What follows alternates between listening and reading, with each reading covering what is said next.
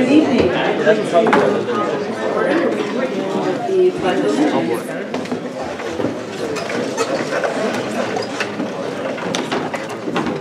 I pledge allegiance to the flag of the United States of America and to the republic for which it stands, one nation, under God, indivisible, with liberty and justice for all.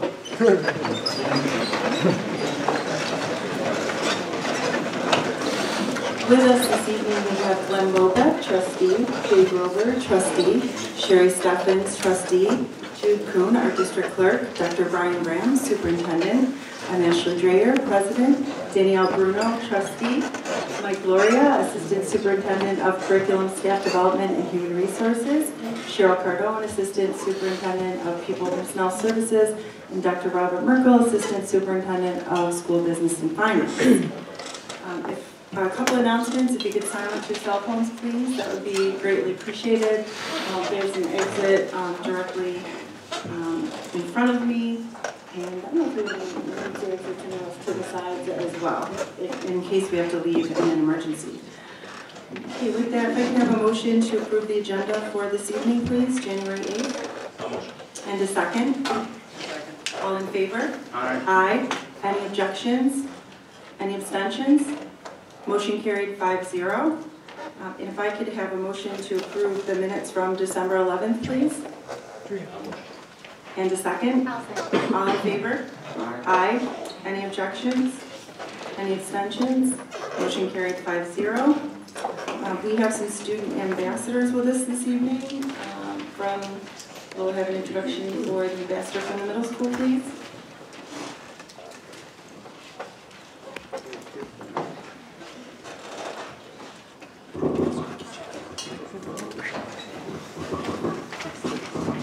Good evening. My name is Christina Heights. I'm the assistant principal of Veronica Middle School. I have with me Jackson Boneski, a 6th grader here at the middle school, to give you an update on some things that have been going on. Good evening, members of the Board of Education. My name is Jackson Boneski. I am part of the VCMS Student Council and I serve as the publicity supervisor. I'm going to give a quick recap about all the events that the Student Council recently planned and participated in, as well as one event we are currently planning. The most recent event that we held was the Holiday Assembly. In the Student Council meeting leading up to that, we put together little gift bags, and at the Holiday Assembly, randomly selected students had their names called, and they received the gift bags. Overall, the event was a great success, and a good time was had by everybody. We will be holding our Winterfest dance on Friday, January 19th. The days leading up to an event, we have dress down days. The Student Council takes polls on what the school is going to be wearing that week. The next dress down day, or the next dress down, will be the week leading up to the Winterfest dance. Tickets will be on sale January 16th, 17th, and 18th. Tickets will not be on sale the day of the event. Thank you for taking the time to listen to my announcements. I will see you on June 17th.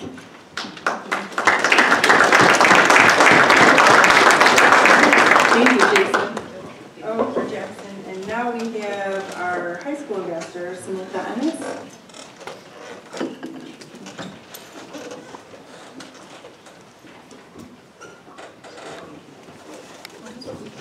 Good evening, Board of Education. I'm Samantha Ennis, and I'm a senior at the high school, and I would like to inform you about a few things going on at the high school right now.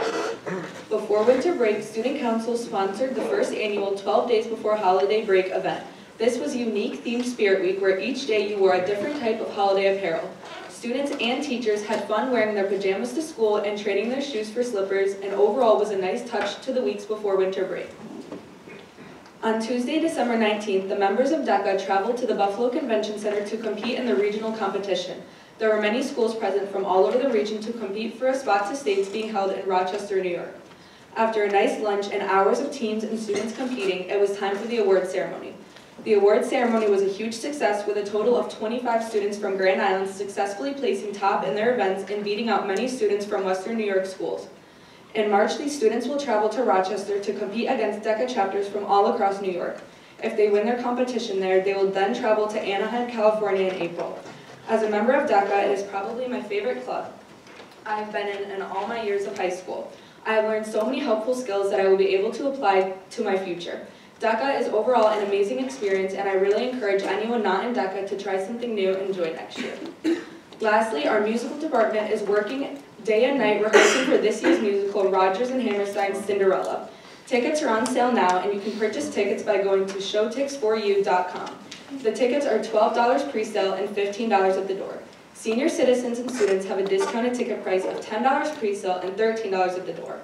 The first show opens on Thursday, February 5th at 7 p.m., followed by 2 more shows, Friday, February 2nd at 7 p.m. and Saturday, February 3rd at 6 p.m. On Saturday, there will also be a special meet and greet with the characters at 5 p.m. During the show dates, make sure to arrive early because there will also be a basket raffle, and Casey's Corner will be selling baked goods and snacks for all to enjoy. I am also a member of the musical and will be playing one of the stepsisters. The students and directors have been working extremely hard to make the show perfect. We are all super excited to see our community come out and support us, so make sure to get your tickets. We cannot wait. Thank you so much for your time and have a great evening. Thank you.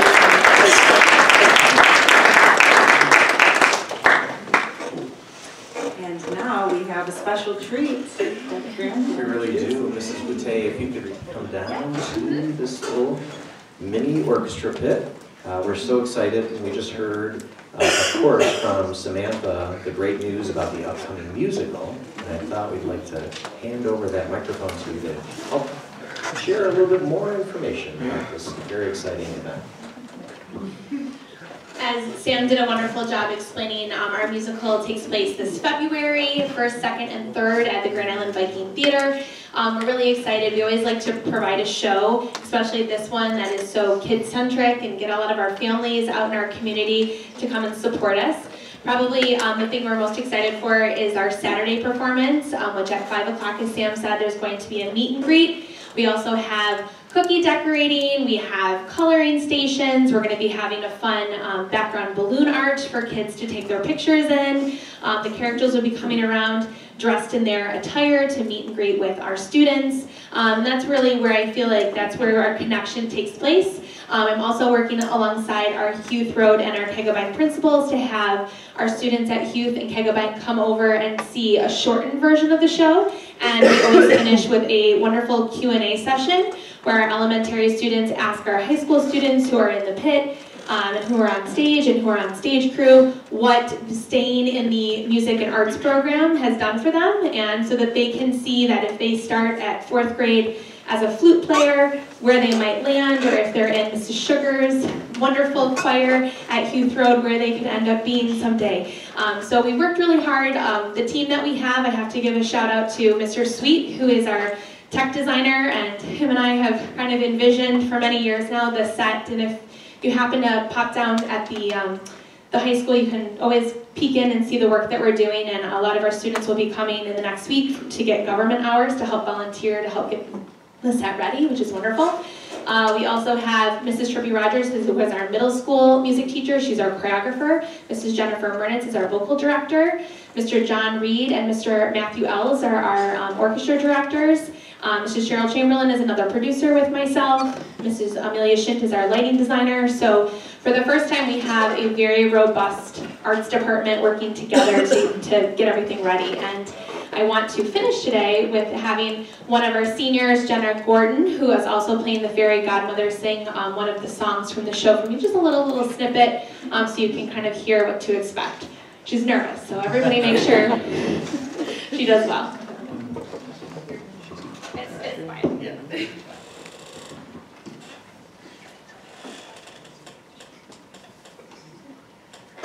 Impossible for a plain yellow pumpkin to become a golden carriage. Impossible for a plain country bumpkin and a prince to join in marriage. And 4 white mice will never be 4 white horses. Such fol-de-rol and fiddle-dee-dee of courses. Impossible. But the world is full of zanies and fools who don't believe in sensible rules and won't believe what sensible people say. And because these stuffed in dewy-eyed dopes keep building up impossible hopes, impossible things are happening every day.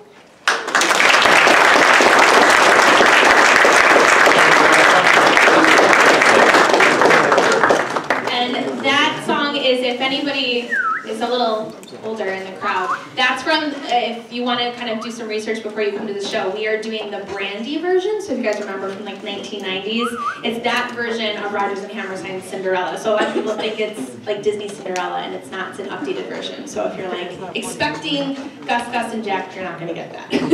Thank you. Thank you. We did not have anyone sign up for the public comment session, agenda items only. So that will bring us to curriculum and instruction, Mr. Loria. I only have one item on the agenda that's informational. That item is just making some curriculum update that we can take on. I just wanted to see some of what we're doing in preparation for our elementary literacy. The focus next year is to really look at our ELA curriculum, especially specifically grades 3, 4, and 5. A couple upcoming dates that are important this coming week. Sorry, we can't hear you. Yeah, the mic it's on. It's just it's not here.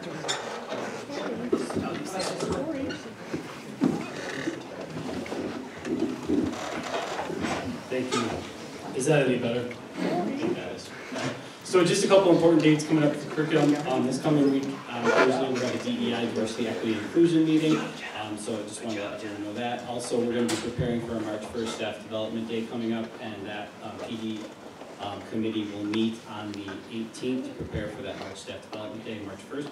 And then also the 30th, we have an elementary literacy committee. So some work's still going on this month, but we're just asking for you to look over the report. If you have any questions, please feel free to reach out. Thank you. That brings us to personnel and instructional. If I could have a motion to approve personnel A, PI1 through PI3 and D, please.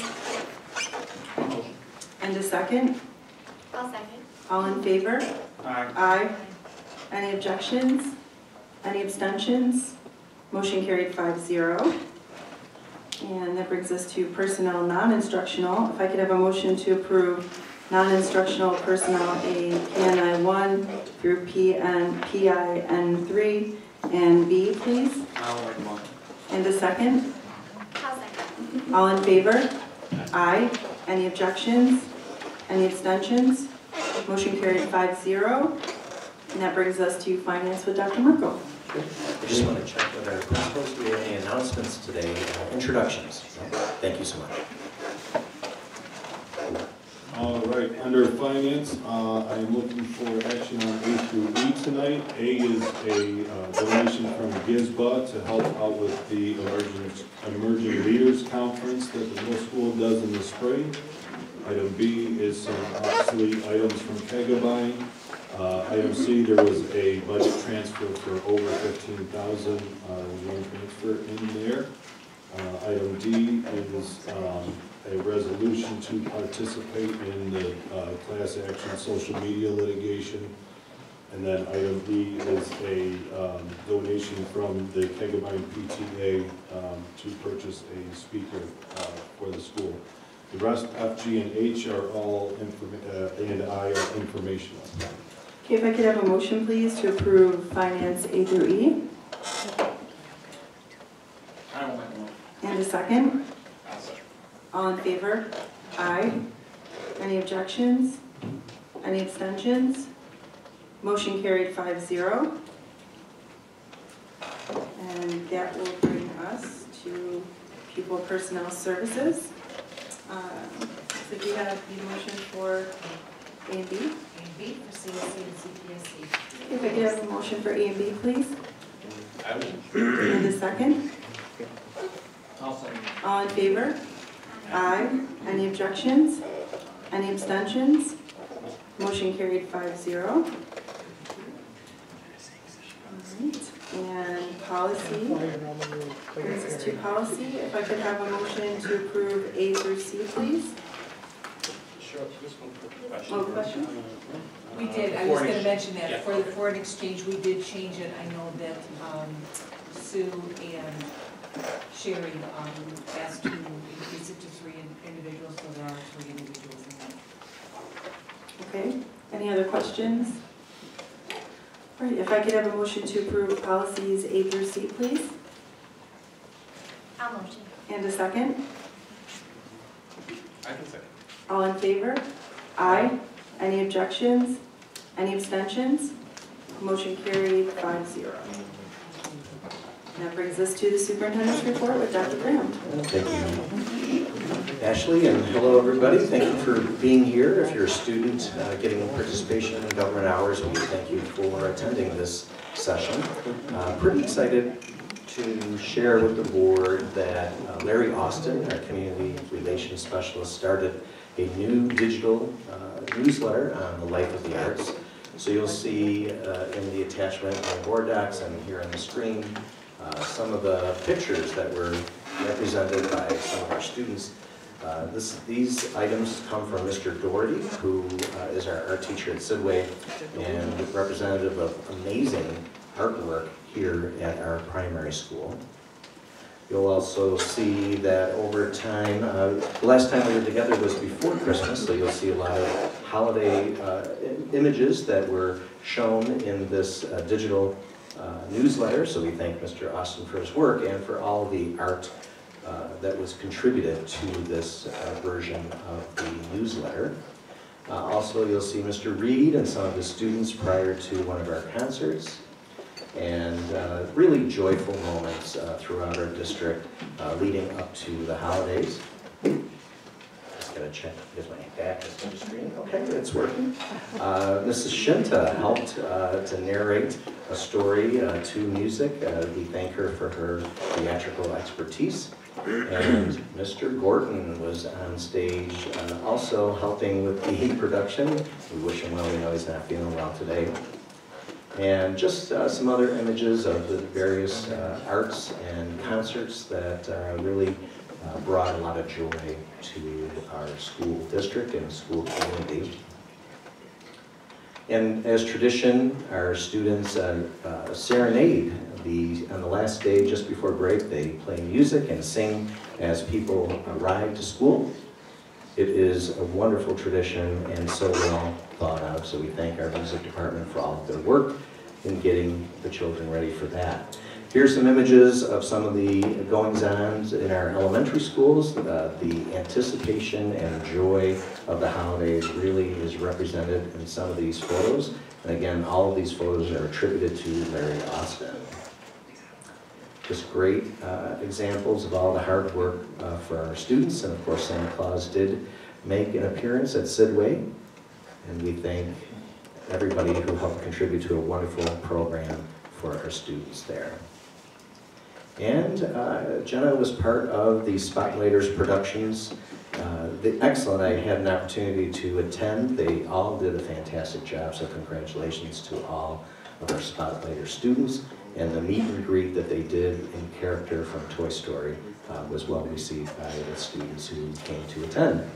And we also had some special programs and performances. The Madrigals performed at the old Gold Dome in downtown Buffalo. It's working. And of course we heard today about Cinderella, and don't forget to get your tickets. We'll keep pushing out that website so people can easily get those tickets. For the board and for our community, our 5-year strategic plan is winding down. You can see that over the last 5 years, this plan has been part of the work that we've been doing across the district. As it winds down, Mr. Loria will coordinate with our principals and supervisors to do a presentation to the board regarding the work that has been done during this 5-year strategic plan. We will also be pivoting and inviting Dr. Kevin McGowan. He's the superintendent in Brighton. He's also the national and New York State Superintendent of the Year. And Dr. McGowan will be helping to facilitate the next phase of a strategic plan, which we're calling the Blueprint for Excellence. So for our board members, please look at your calendars. We'd love for you to attend a session on May 6th with Dr. McGowan and the district leadership team, and again on May 14th. So please look at your calendars. Do any of our board members have questions about this next phase? Blueprint for Excellence. All right. Thank you. So we'll look forward to some presentations at future board meetings on the success or the needs that we still have with respect to our 5-year strategic plan. I also want to shine a spotlight on Mrs. Hillary Kretz-Harvey and her, that she's seeking eligible veterans to apply for their high school diploma through Operation Recognition.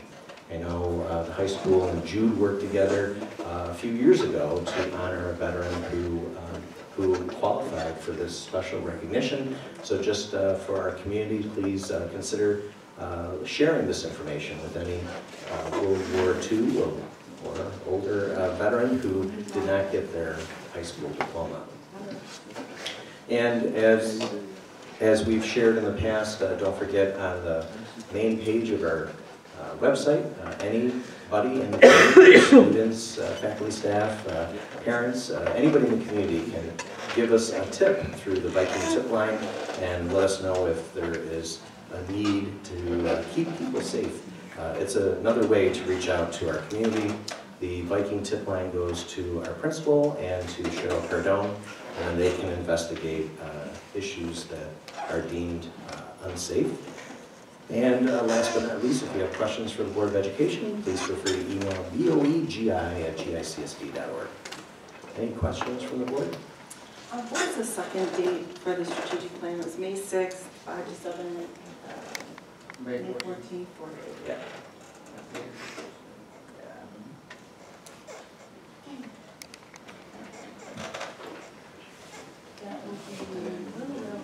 We still have to find a location. It's more than likely in the high school. Okay. Thank you. Thank you very much. Okay, thank you. That brings us to the Board of Education report. We have a GSBA report attached for your review. And in front of you, there's a zero emissions bus mandate resolution. Okay. So it says, whereas in New York State, a new law was passed in 22-23 state budget requiring all public schools to begin purchasing zero emission school buses for 2027. The law was created in order to help New York State meet lower emissions targets of the Climate Leadership and Community Protection Act. The requirements are that new school bus purchases be zero emissions by 2027 and all school buses in operation be zero emissions by 2035. Whereas a single electric bus is expected to cost approximately $400,000 at base price, and a clean diesel bus currently costs $142,000 at base price, and the current electric infrastructure is not prepared to handle the intended mandate, and whereas the full replacement of our current fleet with zero emission buses is estimated to cost $25 million, significantly impacting our district's budget and tax burden on our community, and whereas the local community share of our tax base will have to take the burden of this increase in our transportation costs, and whereas the current electrical infrastructure in our district is not yet capable of supporting a full fleet of electric buses, necessitating substantial upgrades for which state support is essential and the cost is unknown, and now therefore be it resolved that the board urgently requests the state of New York to provide increased flexibility in the implementation timeline of the zero emission bus mandate and substantial financial support to cover the difference in cost between the electrical and gas diesel buses. This support should be extended to necessary upgrades in electrical infrastructure to accommodate the charging of these buses. Be it further resolved that the board seeks an active partnership with state and federal representatives to discuss feasible and sustainable implementation strategies that will not unduly burden our local taxpayers. Be it further resolved that a copy of this resolution shall be transmitted to our local boards of education throughout Erie and Niagara region, our governor, New York State Department of Education, all members of the United States House of Representatives and Senate representing the families in our Grand Island Central School District, and to the state agency tasked with creating a roadmap to assist with this law being instituted. It's NYPERDA. And then it says adopted by the Board of Education, Grand Island Central School District, Erie County, New York, at a regular open meeting, and it's got this date on it. So this is a draft that is at the table. It was emailed out a couple weeks ago or a week or so ago, and it's also at the table for review for any input for board members at this time. I think it's a great idea. I think it's a great idea because it is putting, like you said, written it perfectly. Basically, it's just putting a burden on taxpayers. That I don't think that we should require.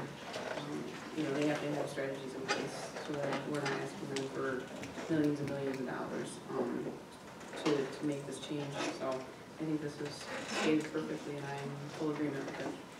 Yeah, I'd agree with you. I think there is one maybe local district that's kind of started this process, but they got a very significant grant too.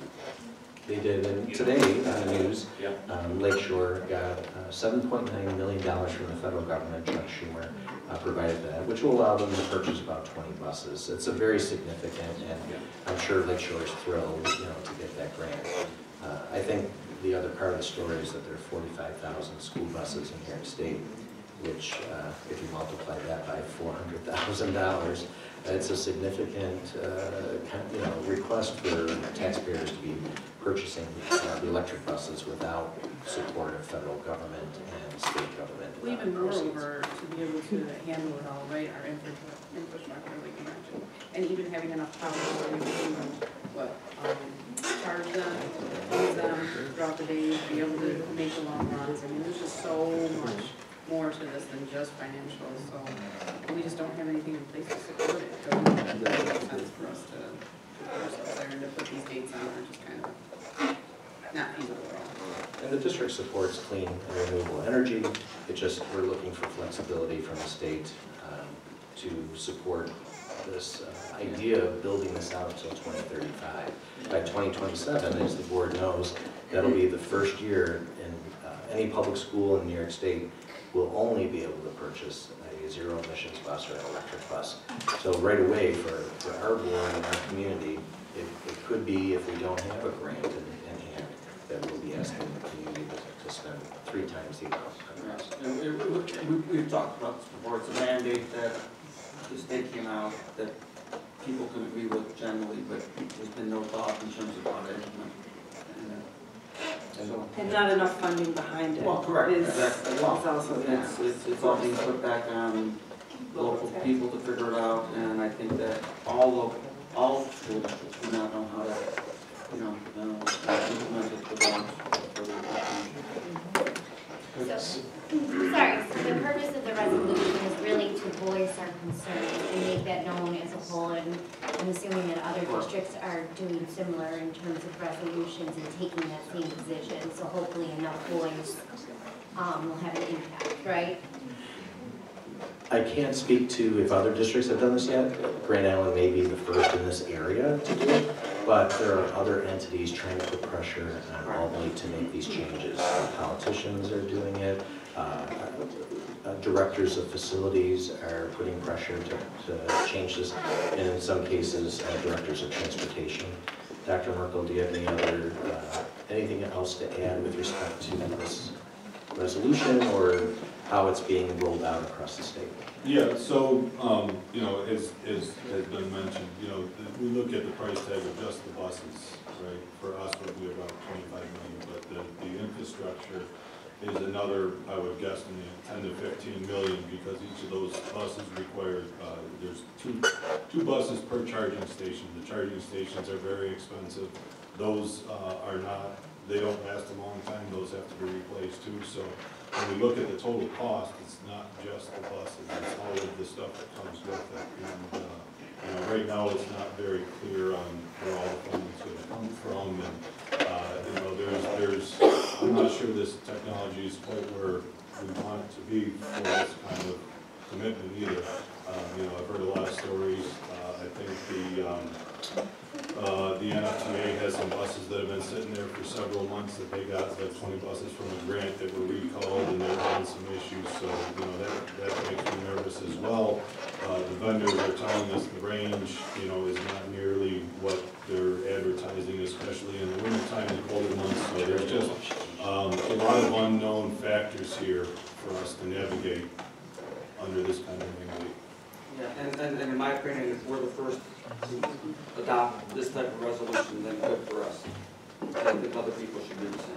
Absolutely. I make a motion to approve the resolution. You just want to make sure, do you have any other questions? No, I just wanted to be clear what the purpose of the resolution was, and to make our voice known on very much more concern. I will make a motion to approve the resolution on all of this. Great. Okay, all in favor? Aye. Any objections? Any abstentions?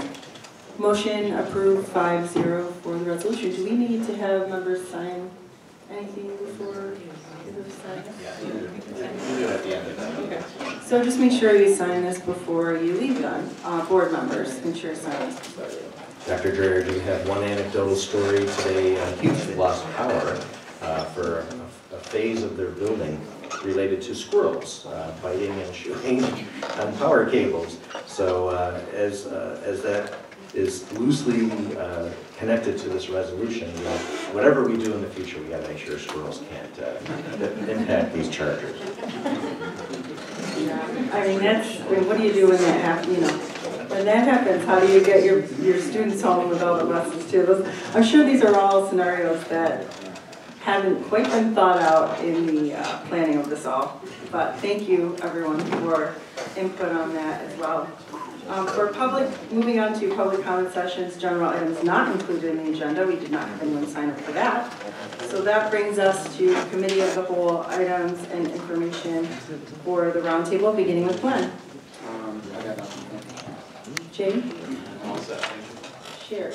I was able to attend the wellness committee. I didn't put it in because I don't have the write-up for it, but I'm just thankful for all their hard work and their initiatives with having the whole mental health day for the middle school.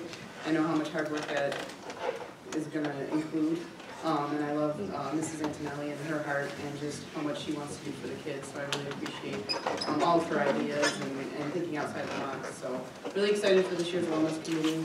Unfortunately, it couldn't happen in the high school, but hopefully next year we'll be able to get it going. Because I know high school kids need just as much as middle school kids. So just really excited about moving forward with the wellness committee and how we can help kids with mental health. Thank you. I don't have anything other than I'm really looking forward to seeing the musical February 1st, 2nd, or 3rd. And great job on the preview. Singing was beautiful, and I know it will be a fantastic show, so make sure you've got your tickets for that. I'm all set, thank you. Happy New Year, everybody. Thank you, seniors, for coming out. You picked a really good meeting to come to. So hopefully it's a short one. Only a couple more people actually do great.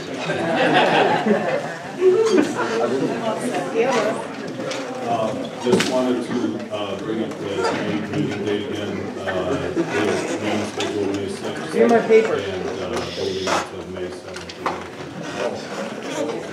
Yeah, could you just rephrase that so everybody fully understands what you're asking? Yep, absolutely. So the budget vote is scheduled for May 21st, and we have to do the presentation at least 7 days, no more than 14 days before that. So the May 6th meeting falls outside of that window. So I'm recommending we move it to either the 7th or the 13th of May. Okay, does the board have a preference for that? 13th is a Monday. I was thinking the 13th because it's a Monday. Yeah, some people like. Thank you. Yeah. It's on Monday? Okay, the 13th is. Move it to the 13th. Okay. Yep.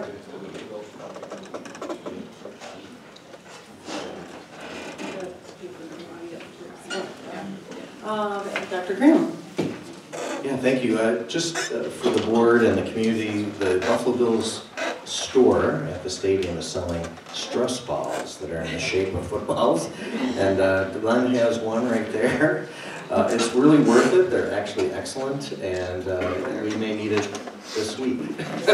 So go Bills. I do want to recognize for our board today, there's this beautiful gift of chocolate from the Erie County Association of School Boards, and today with us in the audience is David Lowry. He is the Executive Director for the Erie County Association of School Boards, and he's just been appointed, from my understanding, as the New York State School Boards Association Area 1 Director. So we want to recognize Dave. Grateful for your leadership. I know that Ashley is on the committee for Erie County School Boards, and Sherry is an alternate, and we're grateful for your leadership. That's all that I have. Okay, just a couple dates. January 9th is our joint Board of Education meeting with the Town of Grand Island at 7 p.m. in the high school PD room. February 12th will be a Board of Education meeting and the first budget input session on February 12th. With that, I'd like to ask for a motion to adjourn the regular board meeting at 8:10 p.m. and return to executive session for the purpose of for the medical, financial, credit, employment history of a particular person, corporation, matters leading to the appointment, employment, promotion, demotion, discipline, suspension, dismissal, or removal of a particular person or corporation, and collective negotiations. If I could have a motion for that, please. And a second? All in favor? Aye. Any objections? Any abstentions? Motion carried 5-0. Thank you. Good night, everybody.